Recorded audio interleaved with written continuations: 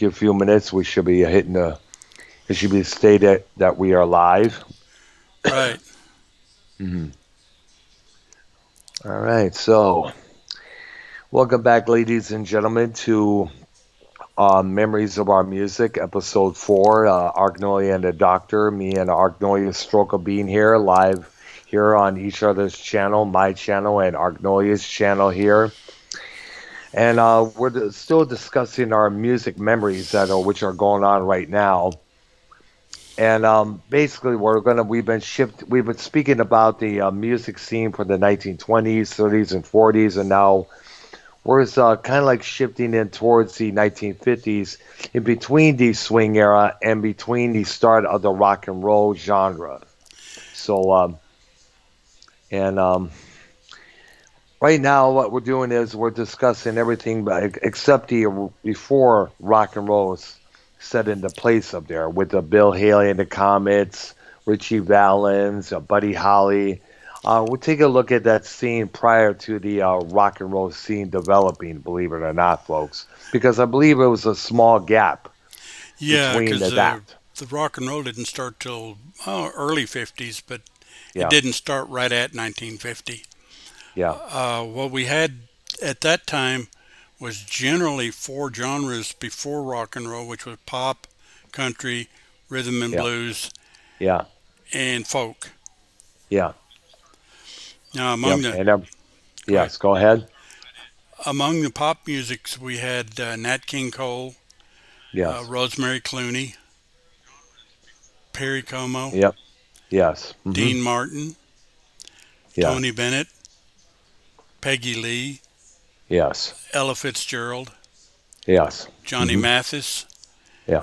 Andy Williams, Frank Sinatra, Mhm. Frankie Lane, Patti Page, Teresa Brewer, the Ames brothers, the Andrews sisters, the Mhm. Four Aces, Doris Day, and Pat Boone. Do you know of any others you can think of off the top of your head? Well, I think it pretty much covered it all. I think you also got to forget the country artists like the very young Willie Nelson, Johnny Cash, Johnny Horton, artists like oh yeah, Hank Williams Sr. Gene Autry, Yes, Conway Twitty, that's right. Patsy Cline, Yes, June Carter Cash. yes. Before she became Mrs. Johnny Cash, here to keep that in mind. Right. Then in rhythm and blues, we had Frankie Lymon and the Teenagers, Yes, Sam right. Cooke, who also Yeah. actually ventured into rock and roll, Yes. the Orioles, Ray Charles, who ventured into rock and roll, and a little country. In fact, the Hmm. story I heard once was he wanted to be a country singer, and then somebody just told him, "Hey, Ray, you're black. You can't be a country singer." He's, okay. But he went ahead and did country songs. Yep. Fats Domino, the Ravens, the Penguins, the Crows, the Platters, Billy Ward and his Dominoes, James Brown, Oh yeah. Lloyd Price, Bobby Day. Now, among those people, of course, we know Nat King Cole for Ramblin' Rose, and he had a couple Yep. others, but that was his biggie. Yeah, it was along with Unforgettable. Yep. That's right. And to keep in mind, folks, there's a compilation. I think I mentioned this before that prior to him becoming the well-respected crooner that he was also part of a jazz trio, the Nat King Cole jazz trio, I think it was called. Right. A lot of these people are going to span several things, but it's that's the beauty of this kind of thing. Mhm. Perry Como, the one song I remember by him was "Catch a Falling Star." Yeah. That was a biggie. Yes. Of course, the way Billy Vaughn herself, she was a well-known, respected singer. Right. Yeah. Right. Then you had Dean Martin had a ton of hits. His most Mhm. famous probably was "Everybody Loves Somebody," Yep. but he also had Houston, "Send Me the Pillow You Dream On." Yeah. Oh, what else? There were a lot of them. Oh yeah. He was prolific. He had a lot of good ones, and of course he Oh had his yeah. variety show in the '60s. Yes, I remember it. Plus, is the movies he did with Jerry Lewis. Yeah, back then. Yeah, until eventually, for some reason, what was I'm not one real thing I sure couldn't what the story about was there. how they broke up. That was the Right. whole thing there. They were highly successful, but the impression or the thing I heard was Jerry Lewis thought he was bigger and was going to be a star without Dean. Yeah, And as it turns out, Dean did just fine. yeah, both of them did pretty well when you think about it. There, Yeah, actually, they did. yeah. In fact, I remember reading this story not too long ago in some tabloid magazine that I guess Jerry joined Dean on stage one time, and they had a little random. Well, I guess it was during one of Martin's performances, and I guess one person's I guess either was either Jerry or Dean, and I guess why did they break up? And I guess he couldn't agree, couldn't figure out why they ever break up like they did, and no doubt there was not a dry eye in that audience, for what I remember reading. Yeah, Yeah, yeah, but Eh, they both went on to be successful in their own ways. yeah, that's true. Yeah, yeah. Lewis, of course, doing movies like The Nutty Professor and all those classics there. Dean doing his own thing, and plus you can't not forget Dean's involvement with the Rat Pack. Right. Him, Frank Sinatra, Sammy Davis Jr. I think Peter Lauren. I guess Peter Laundren. What was his last name again? Is it He was Peter? the Peter. What was his name? Dang gummit. Is it Peter Lorre? No, it can't Peter be. Lauren. Peter someone. Let me look up on the internet who the fourth member of the Rat Yeah, Pack because was, Peter because Lorre was a horror film star, yeah, so I doubt it was him. yeah, because we always because when we think about the Rat Pack, we think about Peter Lawford and Joy Lawford, that's Bishop. it. Yeah, Yes, yeah. So there was five of them: Sinatra, Martin, Davis Jr., Lawford, and Bishop. Because we always think about the main three guys. Sammy, Dean, and Frank. right. It was this group of entertainers, the second iteration of which ultimately made movies, appeared together in casino venues. They often organized as a group of A-list show business friends who met casually at the Los Angeles home of both Humphrey Bogart and Lauren Bacall.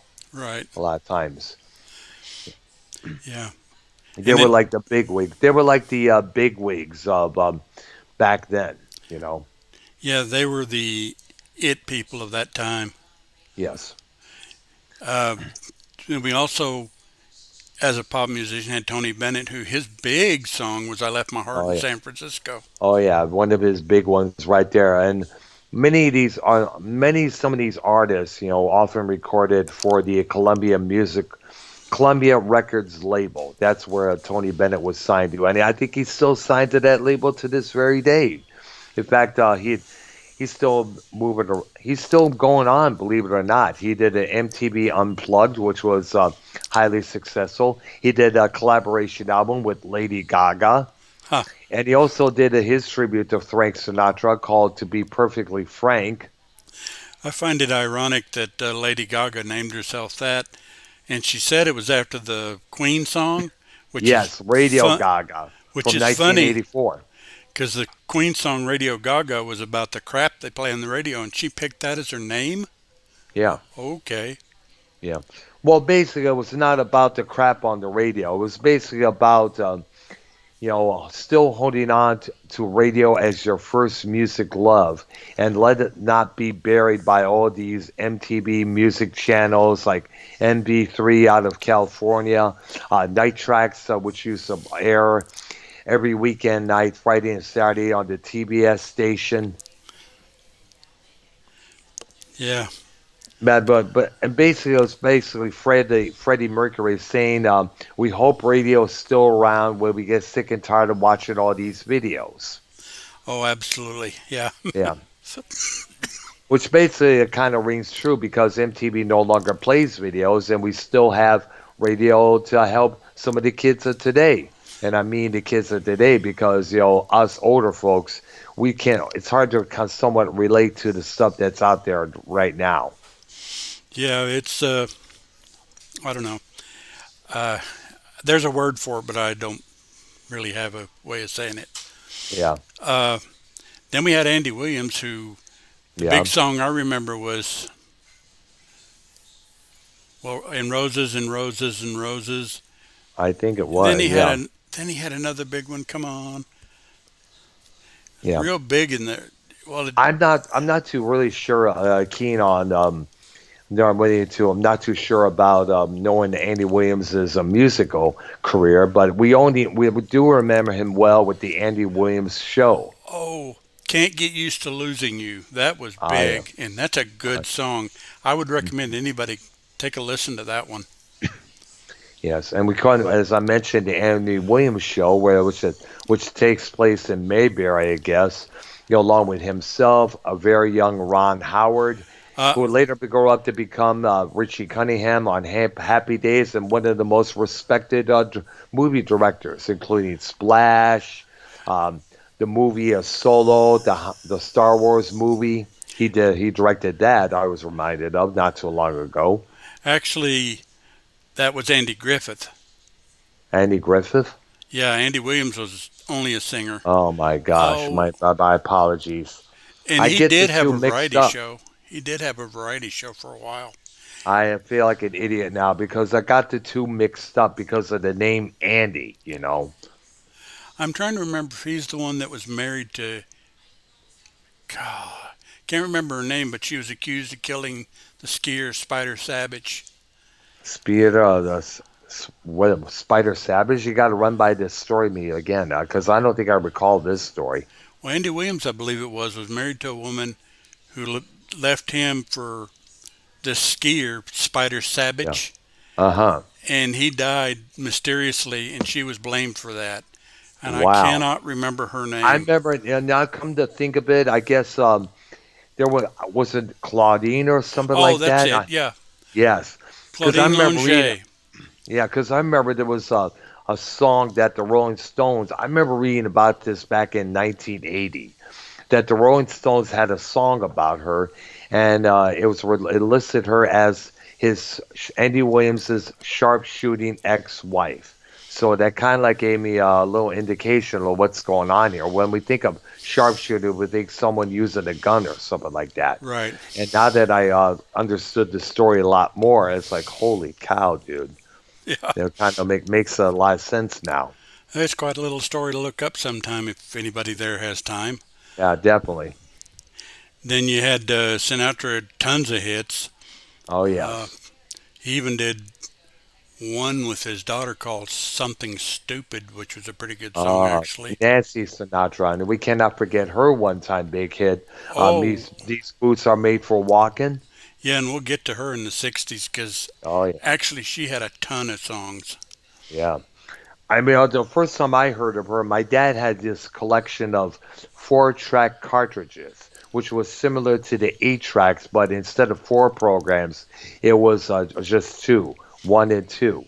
Right. The Beatles, Sergeant Pepper, the Help soundtrack was the two that I listened to a lot. We used to listen to them on our trips down to this spot to this spot there during the winter time in back when we was cruising around Detroit. Um, all these Motown hits, and I remember the one that the covers actually was an album called Sugar by Nancy Sinatra, and she looked Yeah, smoking hot in that bikini that she had on the front cover there. yeah, Holy crap, dude. It's like, whoa, and that's dude. actually a pretty decent song. Yeah, I know when I was growing up, my father was a huge country fan, so that's where I got yeah, my dose of country, is yes. basically from that. But that's Hmm. also where I got my dislike for country, which is kind of weird because I look back on it now and think, oh, you know what? That's what stuff wasn't terrible. Yeah, yeah. And then you had Pat Boone. What was his big song? What's it? His cover of Little Richard's Tutti Frutti. Yeah, and Love Letters in the Sand. Oh, yeah. Yeah, so it's kind of funny. Like years later, Pat Boone is still around. His daughter Debbie will later have a couple of hits of her own, like "You Light Up My Life," which later became the movie of the same name. Yeah, and it's one of those songs that people kind of look back and say, "I liked that." Yeah, So yeah, yeah. What else? But back then that was the bomb. Back then, years yeah. later, I figured, whoa, I actually like that song. Wow, how cheesy, how demented it was. I even like that song. What is wrong with me? Of course, one of these days you and I'll get into guilty pleasures, songs we Yeah. listen to that we don't want people to necessarily know, but we actually Otherwise, we'd liked. be embarrassed because back then, because if we did, we admit we liked those songs, we'd be like, "Are you fucking crazy?" Well, I'm gonna tell you one of them now. Is I like me some Neil Diamond. I don't know why, but I Uh, do. well, you know what's kind of funny because back in the when I was living in Richmond, Michigan, one of the big pleasures during the karaoke night was "Sweet Caroline." Yeah, Whoa, oh, oh. And you pretty much and know what I if you know people my age and you know what I mean, you know what I'm speaking of there. People would well, just sing chant along, and when no doubt when Neil Diamond still performed that song, they definitely did that people shit still there. do that. And it's Yeah, funny because we covered that song in one of the bands I was in. yeah, It's not that difficult, so you know. yep, Well, exactly. It's that's kind one of of the funny that. that's Go one of ahead. the blessings of rock and roll is a lot of the songs, other than a few artists, are generally pretty easy to play. Yeah, Generally, now there are a few that will task you a bit, yeah, but they're not impossible. yeah. But That's that's kind of funny, but that you mentioned that said, I mean, going back to Neil Diamond, even though the guy had to retire because I guess he had Parkinson's disease, I understand. that's what I hear. Yeah, but well, you got to remember, he's also the man who wrote "I'm a Believer" for the Monkees, Absolutely. Red Wine, which the UB40, the British youth reggae group, would later cover and make a big hit. Yeah, yeah. Mhm. We'll get into Neil because I'm kind of thinking he deserves his own half hour or hour. Absolutely, yeah, he does. Because when you think about it, he has become a iconic figure of coolness later on in the 2000s. I guess And he had a ton of hits. yeah, exactly. You know, his duet with Barbara Streisand, "Forever in Blue Jeans," that Yeah, song he did for about E.T. Cartlight. yeah. He's That like the soft rock, icon that he is. yeah. And like I said, I'll be honest with you. I like me some Neil Diamond. Now Yeah. country music, Johnny Hmm. Cash. I am a Yep. Johnny Cash fan. Who I was it? Who is it nowadays? I mean, when you think I about liked it, him then. You yeah. know, I loved I Walked the Line. That song to me was great. Showed his My range and Yep. showed him what he could Yep. accomplish. He And had a when you think, terrific vocal range. yeah, one of the best baritones in music in general. When you think about it, Yep. And I liked and a lot of the subjects of his songs really made a lot of sense. I mean, like "A Boy Named Sue." That yeah, song was big. Yeah, it was kind of funny when you listen to it, but there was a point in it. The father would name his boy a girl's name, even though because what the purpose was to toughen him up in a tough world out there. right. He knows it, but it would make him at least fight back, rather than these emo kids of today being crying in a corner, going to their safe place where they cry because you have a girl's name, blah blah, wow wow wow. Back then, you tough it out, Yep. you know. Yeah. Yeah. And he had of course his one of his early ones was Folsom Prison Blues. That was Oh yeah, a still biggie. covered. Yeah, often I remember a lot of when I was back in Richmond, Michigan. There was a place called Chaps Bar and Grill. Almost all the cover bands that would play there on the weekends would often do "Falls of Prison Blues" as one of their cover tunes there. Yeah. And I liked Ring of Fire. That was a good Oh song. yeah, still that's one of the most iconic songs right there. Have you ever heard the one in the middle? "One in the Middle" by Johnny Cash. Yeah. I don't think I have. No. Well, it's the one where the chorus goes. The one in the middle was on the right, and the one in the left was in the middle, or something like that.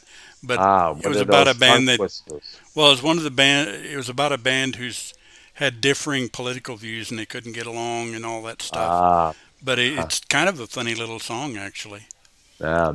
Kind of like some of these bands here today, that you think about. One member may disagree on this political view, one band disagrees, and next thing you know, we get all these damn conflicting emotions. But the problem is, they often let those conflicts take over the purpose of making music together. Exactly. Yeah, Yeah, that's a good song if you want to give it a listen sometime. yeah. It's. Did you ever hear? Let's see, what 5 Feet High and Rising, I heard of which that. I heard the title. Yes.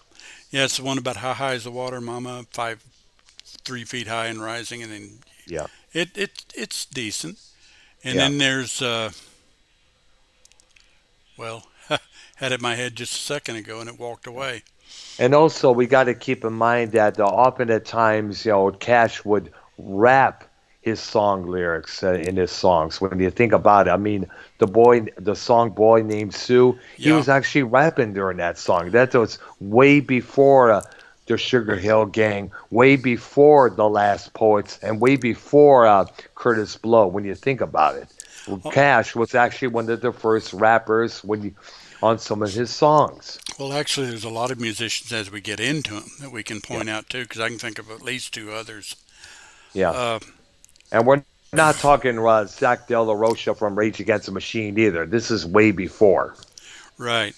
And then he, of course, did that song with June Carter, Jackson. Oh yes, I remember hearing that as well. It's kind of funny. When we were going through my dad's record collection, I saw Johnny Cash's Greatest Hits Volume 1 or 2 there, and I don't know what happened to it. It's supposed to have been mine because at that time Cash had died, and his cover of Nine Inch Nails' "Hurt" was all over MTV. Was the buzz back then. Yeah. And when you think about it, he did a lot of. It took Rick Rubin to bring him out up to the open, bring him back to the public, and make him absolutely cool again. But when you think about it, the style and the persona he projected it back then, kind of like was a predecessor for the goth rock crowd. When you think about it, I mean, he was the man in black. He wore black a lot of times, and the song "The Man in Black" states the reason why he wore like he was a direct coming about to go to a funeral a lot of times. Yeah, and he also, a lot of his songs told stories. He had several songs that told Absolutely, absolutely. good stories, Absolutely. actually. Yeah, absolutely, man. This man looks like one of the if he was still around and the VH1 channel was going to do a storytellers on him, it would no doubt have to be a 4-hour episode or a four-parter because the man had tons of them, Oh, yeah. tons of them. Yeah. I know one song he did that had a message in it was the Ballad of Ira Hayes. Oh yes, That had a yes. strong message in it. Oh yeah, about the killing of a Native American. Do I understand? Yeah, about a Native American that went to war for us, and Yeah, when he came back, he was, well, treated badly. yeah, I know. And basically, that's the song is about his ups and downs. Yeah, that's where that is a tearjerker out there. Anybody who's been treated bad when he got back from war, especially from the Vietnam War, when you think about it, Yeah. because of a lot of veterans from that war never really got a hero's welcome like No. they did not they do like they did with the first and second Gulf War. When you think about it, there, Yeah. Well, that was an unpopular war, and a lot of times they didn't want to go either, but they did and because they nobody did, but they had because they had no choice. exactly. Yeah. And when you think about it, I also remember reading this in the magazine. It would take the celebration from the first Gulf War for everybody to finally pay respect to the Vietnam veterans. I remember that. Yeah. And even though some of the veterans out there are living on the streets when you think about it with mental conditions. Yeah, because that's I was in the service, but I never had to go to the war. Um, But I can imagine how that would be, and how traumatic it would be to do that. yeah, If I had been asked to go, I guess I would have gone because yeah, I wasn't dodging anything. yeah. There was this dude back in the Leo City Club back in Detroit. He was one of the industrial dancers up there. His name was known. He was known as Cowboy Dave because he had this black cowboy hat, something similar to what Lemmy Kilmister used to wear. But he was he went to the. There was a little bit party of him because he was going to head off to Iraq, to participate, be part of the second Gulf War there. But it was never clear if he actually went to Iraq. But he was on his home turf a lot of the time doing his duties there with the U.S. Army there. But if he ever did or didn't, we just still don't know. But if he didn't, it was best that he didn't because of all God knows he could have came home with PTSD there or some Right. sort of other issues that a lot of these veterans would have. Because I remember reading all these times and hearing on these TV programs that a woman who came back from the first Gulf War, whenever she hears the sort of da da da da da, she would duck down and hide because she figured somebody would be shooting at her. When it turned out to be some guy working on the rooftop up next door. Yeah, I had a similar story I was actually going to tell. When I was in the service, I went in as Vietnam was going on, Yeah, but by the time I got through with all my training in my technical school, which I was trained in computers, yeah, um, the war ended right at that point. hmm So it was over, but I was talking to a friend that went there and he worked in the office. And he said even now, if he hears any loud noises or anything at that time, if he heard any loud noises or anything like that, he ducked for cover because that's what they were trained to do. yes, And that's kind of an eerie feeling. I was kind of like, I know. whoa. Yeah, yeah. And you know what? Would you agree with me that Vietnam was one of the most fucked up wars we've been involved in? Yeah, it was done wrong. It We was had no, handled. It was the most improperly handled wars ever. yeah, it's one of those things. If you're going to do something like that, do it, get it over with. They just drug it out and played. Yeah. Yeah, like the second Gulf War. When you think about it, remember Bush 41 when the first one started, he promised that this would not be another Vietnam, which Right. was he was correct on that. It only lasted a couple of months, but with Bush Jr. in office, it did drag out for how many years? It started in 2003, and it just dragged on to what year? I guess to when Obama got into office, if I'm correct. That sounds right. That sounds Yeah. right. And God knows that it did become another Vietnam because when you look at it, all the people protesting, all the references, but the difference was we were praying for our boys and gals overseas there, whereas the anti-war protesters were like condemning them for being over there. Yeah. And Uh, just made a lot. And when you think about it, the presidents were, which by the way were both Republican, Bush and Nixon, really got loads of heat for all that. They got loads of heat yeah. from the people out there. Well, I always thought it was funny. It's called Nixon's War, yet Lyndon Johnson's the one that really carried it on. Yeah, it's true. But it is what it is. Yeah. Okay. Shout out to the veterans out there who both served in all the wars, be it Vietnam, to the two Gulf Wars, World War One and Two, and the Korean War. We give our thank yous, our blessings, our respect to all you guys who have served. Yeah. Thumbs up to you guys. Here's a toast to you cats out there, men and women. Well, jumping subjects. I know, yeah. um, But yet, we. you cannot say it was a Oh damn no. good something to talk about. That's Oh for no. sure. No. No. It's necessary. Yeah, absolutely. And we move on to Hank Williams. Oh yeah, senior. Hank Williams Senior was speaking about folks way Right. before for Hank Williams Jr. and now Hank Williams the third out there. You're His cheating hard. I'm so lonesome I could cry. jambalaya. On it. Yes.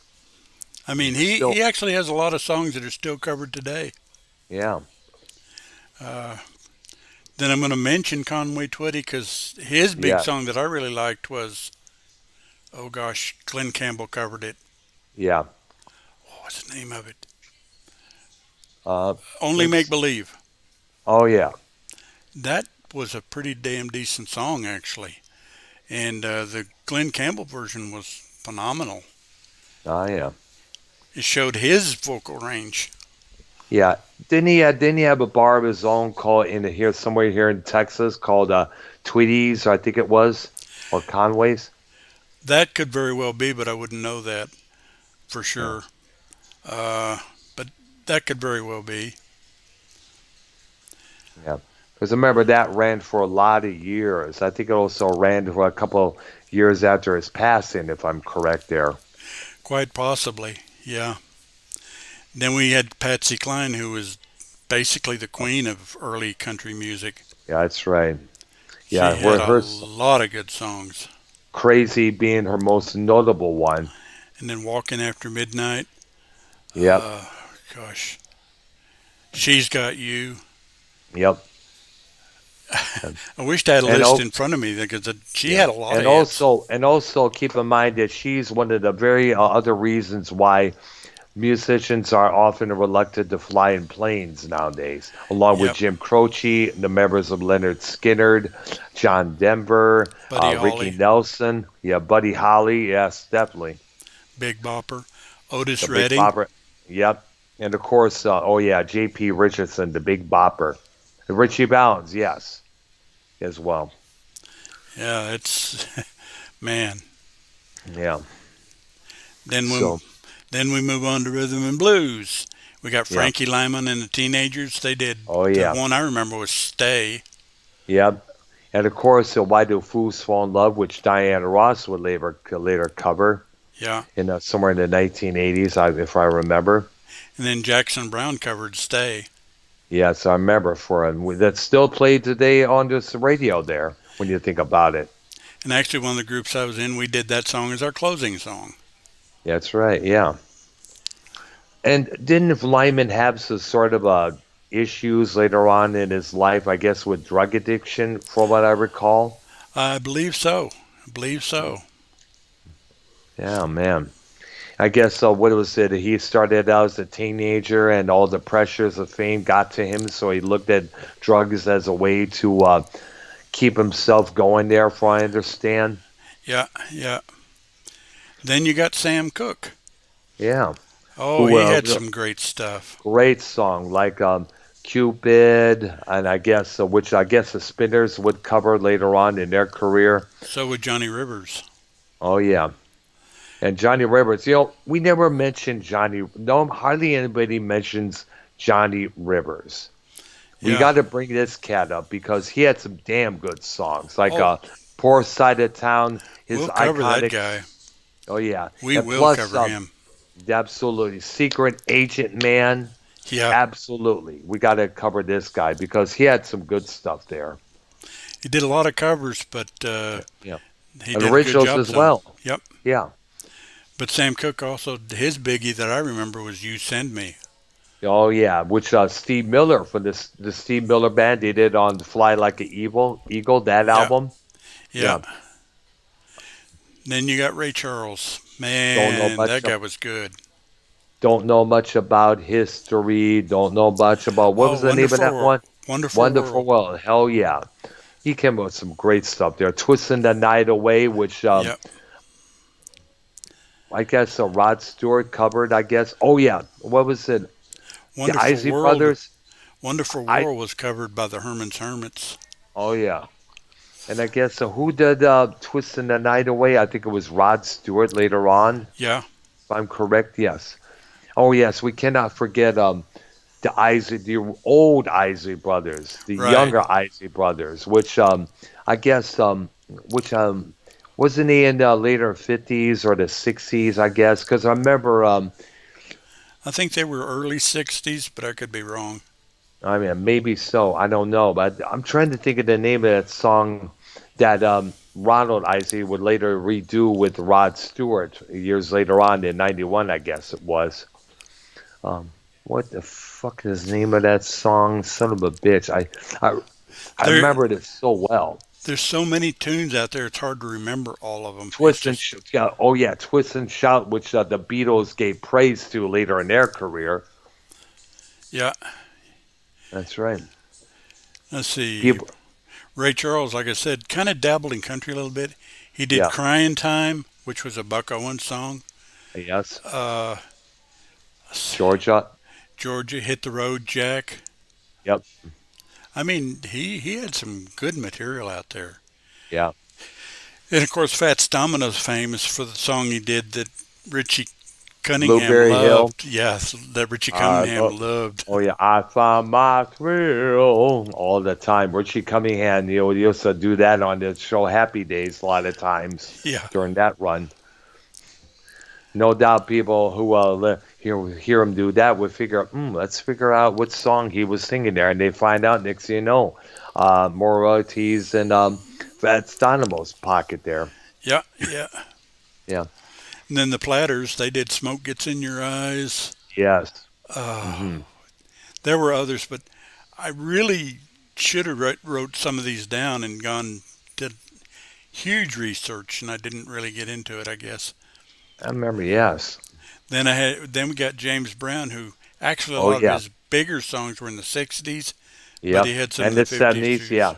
Yes. I feel good was in the '60s, if I remember. Yep. Yeah, yeah, and that was probably his biggest. The thing I remember about him was Still him played doing today. what was that song he used to do that he would go off the stage, the guy would put the coat on him, Yes, and I then he'd remember throw the those. Like, coat you off. go back, go right back to the stage, and Roddy be like, "No, no, come on, James, calm down, calm down, calm down, calm down." And I remember seeing that as a kid. I was wondering, what the heck is this guy's problem? Is he having a spazzo, and that guy's trying to calm him down and all that stuff? But they like, no, I gotta go back to the mic. I was wondering what that whole gimmick was about. Well, as a kid, I thought that was pretty neat. I don't know why, but I Ah, did. I thought, it does, wow, yeah. that's It will cool. later be, and it will later be spoofed by the Mickey Dolenz of the Monkees when they did their tour back in '60s there, Yeah, up in the times. Oh yeah, and we of course forgets the Ed Sullivan Show. Did that debut in the later '50s, if I'm correct, or now? I think it was the late '50s, something like that. But it was a variety show, and he would Yeah. occasionally feature recording artists. Hmm. Because I remember that's where I first saw the Beatles. Yeah, that's probably Sarah. Yeah, actually ran from a lot longer than that. It started in June 1948 to about June 1971. And for what I understand, the show was it was going to nobody really, according to George Carlin during one of his skits. I remember what happened in one of his albums, AM FM. They discussed this. Nobody really never had a chance to thank Ed Sullivan for all the good stuff that he Yeah, provided on his program, including the Beatles and others. that Like, was a good routine. yeah, yeah. And when you think, because it was supposed to take a small break at that time, and Ed Sullivan just passed away unexpectedly. When you think about it, Yeah, yeah, so never really had a chance to really thank Ed Sullivan for all those acts that he had on his program, including all those music artists like the Fifth Dimension, the Mamas and the Papas, all the I guess I think it was a John Biner, I think it was, if I'm correct, or the later who started that Showtime comedy show Bizarre, yeah, if I'm correct. yeah. Um, I actually have most of those on DVD. I love that show. Elvis Presley as well, and we all know he was still Rolling had to be filmed. Stones. Yep. Film from the waist up, Elvis Presley was because of Yeah, his pelvis. I think it was kind of considered back then taboo for American viewing audiences. and the Doors were on there.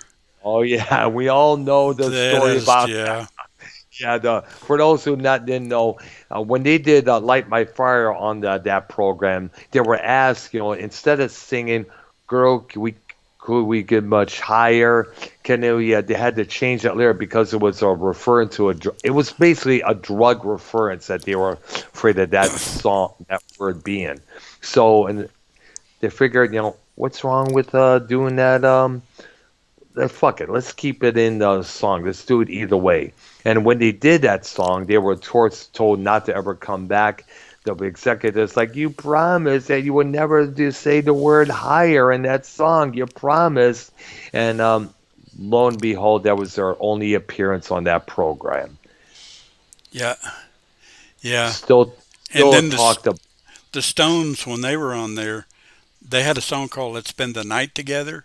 and they had, and of course, they had to change it to "Let's spend some time together." Right. You And as they're singing it, they're know. rolling their eyes like, "Oh man!" But they did it. They did what Yeah, they but were they told had to to. do it. Yeah.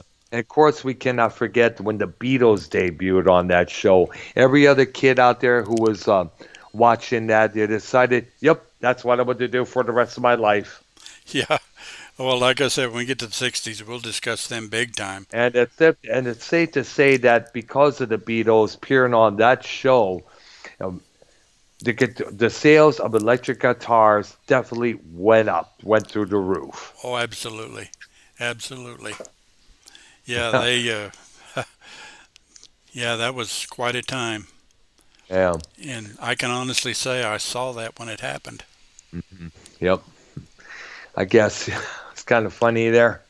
I remember reading a point that it said that the Beatles, it was Elvis Presley on Ed Sullivan, inspired Ed Sammy Hagar to get into the music business as well. Yeah, yeah, Yeah. because that was quite a performance too. Oh, yeah, the Animals was on there as well, doing Yep, House of the Rising Sun. Got to give it to that Eric Burden and the boys.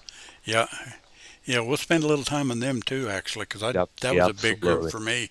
Yeah, we should probably do what on our next episode, probably this Thursday. Look at the British invasion and all the bands that came from there.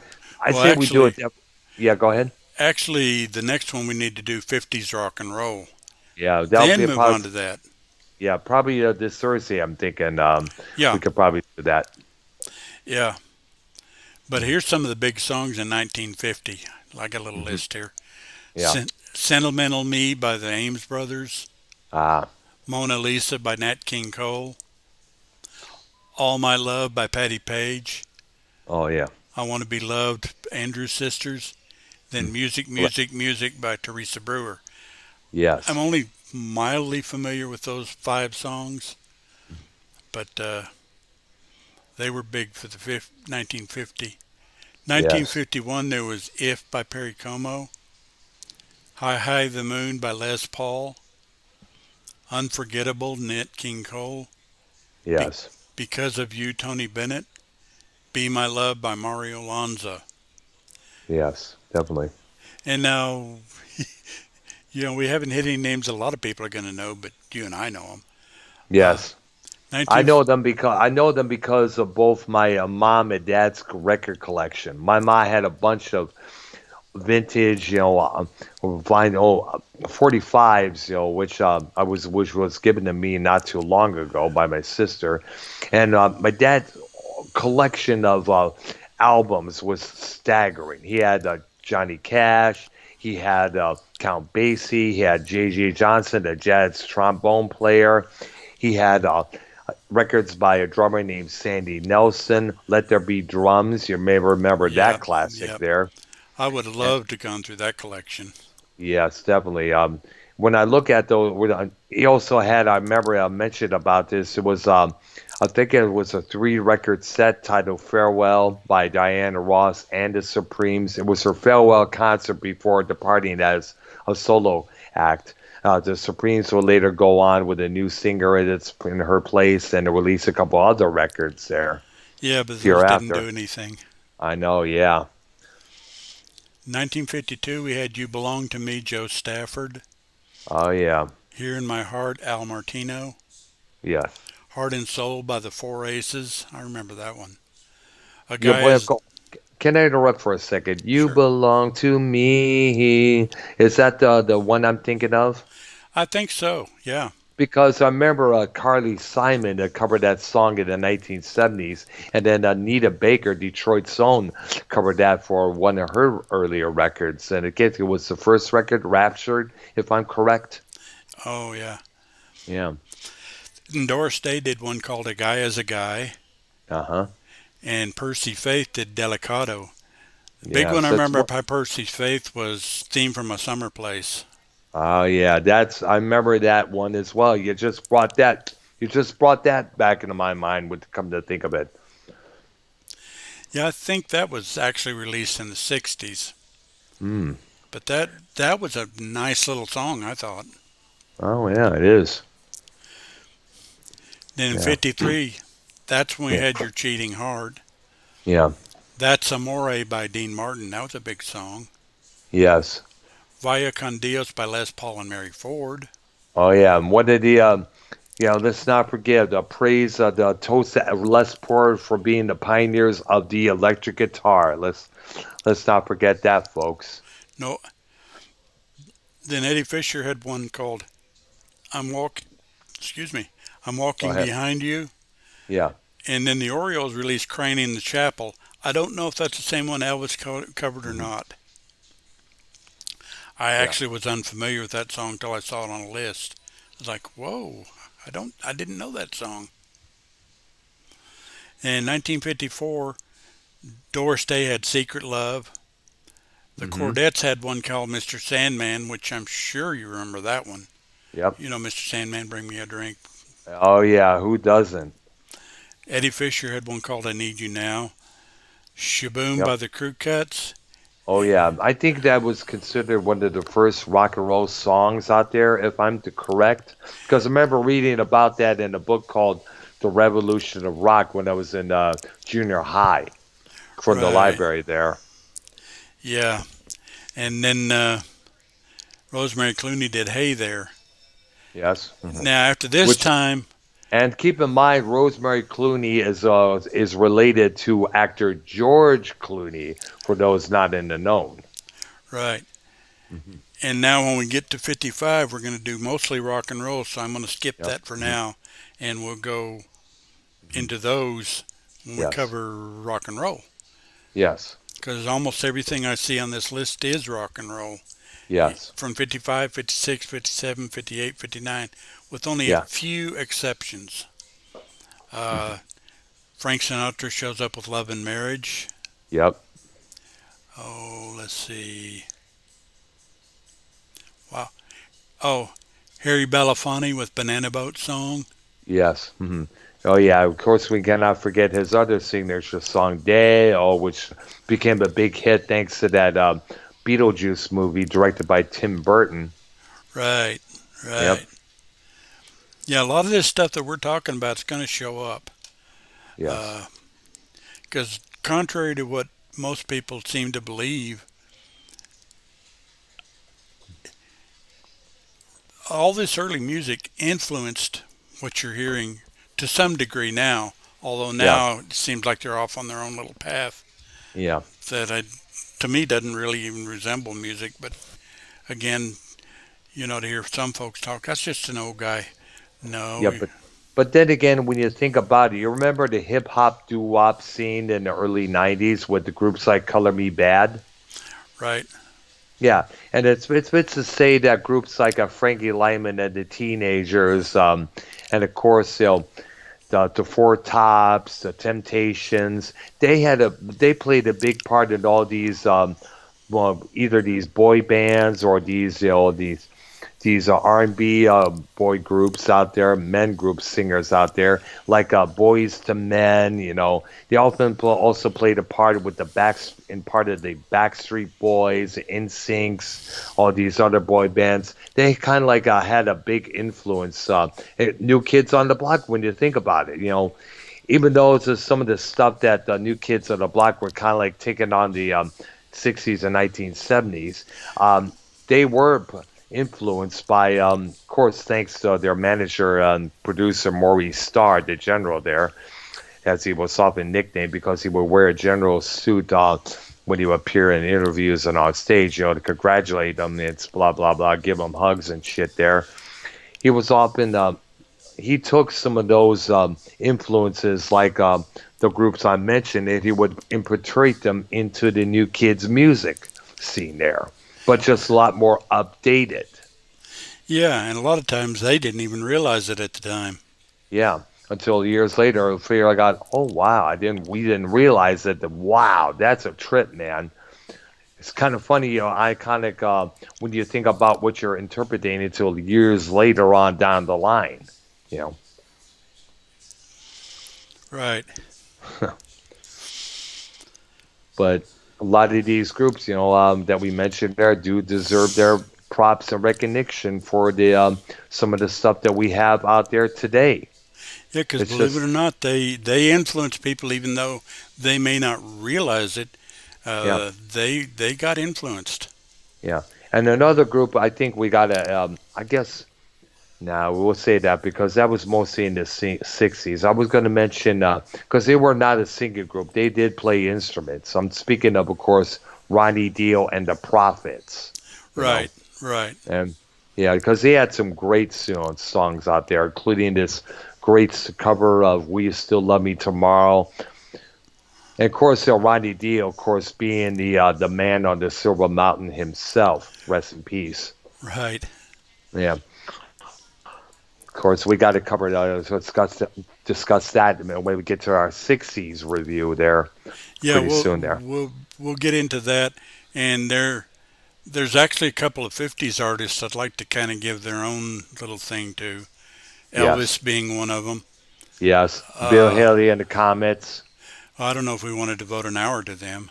Yeah, but definitely, we do. But we should probably mention them probably next on our next installment. I guess will be this Thursday, if I'm correcting there. Yeah, if we don't run into Yeah, problems. yeah. Okay. Well, we seem to be doing pretty good for this evening there. Thank goodness, unlike what happened last night, man. Oh, yeah, that was strange. Yeah, And that's true. but apparently all things are fixed and we're going fine because nobody's saying, "Hey, I can't hear you." Yeah, I know that. Yeah, it was my OBS messing up that night. And to all the guys out there that tried to tune in last night, yeah, my apologies for all that. My OBS often screws up a lot of times.